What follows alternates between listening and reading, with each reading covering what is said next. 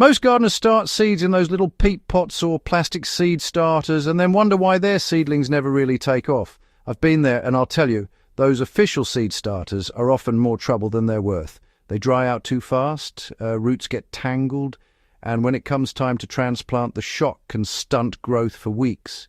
If you're serious about producing huge, healthy plants, there's a much better way: cotton scraps. Stick with me here, and I'll show you exactly why I switched, how I use them in real gardens, raised beds, and even hydroponic systems, and how you can replicate this for maximum results. Also, if you haven't already, hit that subscribe button because I post this kind of no-nonsense, results-driven advice all the time. Stop relying on store-bought starters because they're choking your seedlings before they even leave the pot. Here's the reality. Seedlings need consistent moisture, airflow, and a medium that supports root growth without constraining it. A lot of commercial seed starters dry out in hours under a grow light, or they compact so much that the roots never spread properly. With cotton scraps, you're giving your seeds a soft, breathable, and moisture-retentive environment that mimics the ideal conditions in nature. I learned this after years of losing tomato seedlings to damping off, peppers that barely grew, and lettuce that struggled. Once I switched to cotton scraps, germination rates jumped, seedlings grew faster, and transplant shock became almost non-existent. Here's why cotton scraps actually outperform traditional seed starters. Cotton holds water evenly without drowning the seeds. Unlike soil plugs, it won't dry out in a few hours under heat lamps. It also allows the roots to grow freely. No walls to hit, no compacting that strangles growth. If you're doing hydroponics, cotton provides a stable, oxygen-rich environment while still retaining enough moisture for seeds to sprout. In raised beds, it acts as a soft buffer between delicate seedlings and heavier soil. So when you move them, roots remain intact. I've tested this with everything from brassicas to cucumbers, and the results are consistent. Faster germination, bigger seedlings, and plants that hit the garden floor running. How I prepare cotton scraps for seed starting. I don't just grab any cotton. I use clean, unbleached scraps like pieces left over from old t-shirts, sheets, or cotton batting. Synthetic fabrics don't work because they repel water and can introduce chemicals. I cut the cotton into pieces, roughly 2 inches square, and compress them lightly into shallow trays or small containers.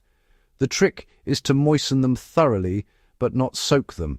Think a damp sponge, not a puddle. You want it wet enough that seeds sit comfortably without floating, but dry enough that roots get oxygen. I usually add a light sprinkle of fine organic compost over the top for nutrients, once the seedlings have sprouted a couple of leaves. This isn't mandatory, but it gives them a head start before transplanting. Planting the seeds directly into cotton scraps is honestly a simple and effective way to get started. I usually place 1 or 2 seeds per cotton square. I like to press them just slightly into the surface so they stay put, then cover loosely with a thin layer of more cotton if the seeds are tiny, like lettuce or basil. Larger seeds, like beans or squash, can just sit on top and will root into the cotton naturally. After that, cover your trays with a clear dome or plastic wrap to maintain humidity. Here's a tip. Check daily and mist lightly instead of pouring water. Seeds hate sitting in a puddle, but they thrive in a steady, humid microclimate. I've noticed that this method increases germination by at least 20% over standard seed trays, especially for finicky seeds. When it's time to transplant into the garden, raised beds, or hydroponic systems, there's a little trick with cotton. You're looking for roots that just start to explore the edges of the square. That's really the ideal moment to transplant. For raised beds, just gently lift the cotton square and plant it directly into the soil. The roots will quickly grow through the cotton into the soil below, minimizing transplant shock. In hydroponic systems, I place the cotton in net cups or rock wool-like holders. The seedlings adapt immediately, and I don't lose days of growth trying to adjust to a new medium. In fact, one of my hydroponic lettuce crops went from seed to harvestable size 10 days faster, just because the roots weren't stressed during the early stages. Preventing mold or rot when using cotton is, honestly, one of the most important steps. The biggest mistake gardeners make with cotton is overwatering. Cotton holds water, yes, but it also holds bacteria and fungus if it's too wet. Personally, I use a well-ventilated tray and I rotate the seedlings under a fan for a few hours each day. If you're growing in hydroponics, make sure water is moving and oxygenated. You can also dip the cotton squares briefly in a mild chamomile tea or seaweed solution before planting. This acts as a natural antifungal treatment. I do this for tomatoes and peppers, which are notorious for damping off problems, and I rarely lose a seedling anymore. So let me tell you why I still check my soil and compost with proper tools.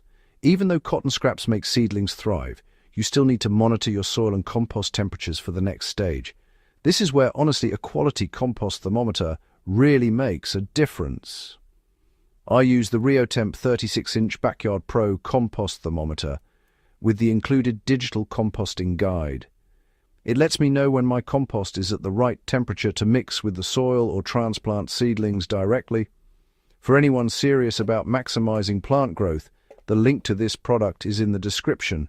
It's not just a thermometer, it's a tool that ensures your medium is alive, active, and ready for your plants. Here's how cotton scraps can save you money and resources. Just think about it for a moment.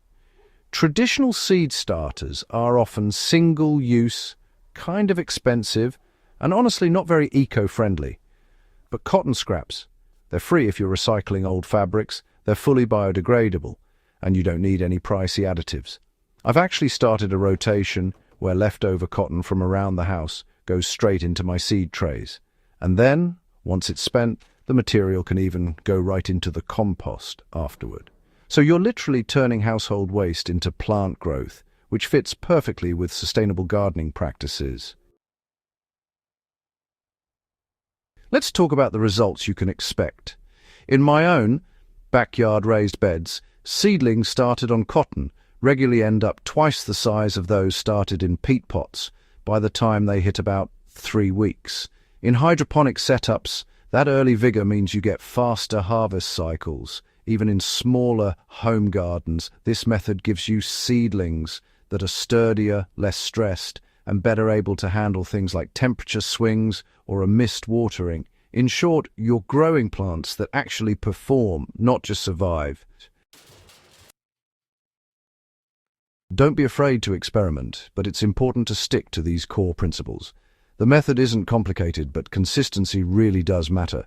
Keep your cotton damp, not soaked, give your seedlings a bit of airflow, and avoid any chemical treatments that could slow down root growth. Fertilize just a little after the leaves show up, and always make sure the next medium is at the right temperature and has the nutrients your plants need. If you follow these principles, cotton scraps will outperform almost any commercial seed starter I've tried. So, bringing it all together, switching to cotton scraps is honestly one of the easiest ways to improve germination rates, cut down on transplant shock, and get healthier, faster growing plants. It works whether you're in the backyard using raised beds or even running a hydroponic system. And if you combine this with good monitoring of your soil and compost, using tools like the RioTemp compost thermometer, you're setting yourself up for plants that don't just survive but really thrive. If you found this method helpful, go ahead and subscribe to the channel for more practical, results-focused gardening strategies. And if you're interested in that compost thermometer I mentioned, check out the link in the description. It's honestly made a big difference in how I grow every season. Share this video with a fellow gardener who's tired of struggling with seedlings, because good techniques are meant to be shared.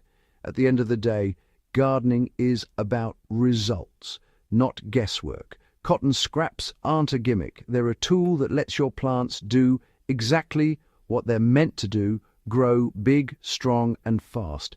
Give it a try this season, and I guarantee you'll never want to go back to conventional seed starters again.